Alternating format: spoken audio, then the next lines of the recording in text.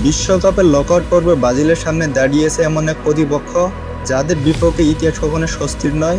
5বারের বিশ্ব চ্যাম্পিয়নদের সামনে এবার শেষ হলো নরওয়ে।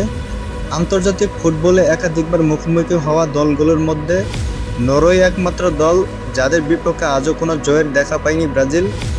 2026 বিশ্বকাপের রাউন্ড অফ 32 ম্যাচে ডালাসের AT&T স্টেডিয়ামে আইভরি কোস্টকে 2-1 গোলে হারিয়ে শেষ হলো নিশ্চিত করেছে নরওয়ে। আর তাতেই ব্রাজিলের সঙ্গে তাদের বহুল আলোচিত লড়াইও নিশ্চিত হয়েছে। ম্যাচের 39 মিনিটে মার্টিন গার্ডের বাড়ানো বলে আন্তোনিও মুসা গোল করে নরওয়েকে এগিয়ে দেন। 74 মিনিটে বদলি খেলোয়াড় আমাদ দিয়ালো গোল করে আইভরি কোস্টকে সমতায় ফেরান। তবে ম্যাচের 86 মিনিটে প্লান্টিকবার্গের অ্যাসিস্ট থেকে আর্লিং হালেন জয়সূচক গোল করে নরওয়েকে শেষ ষোলোয় তুলে নেন।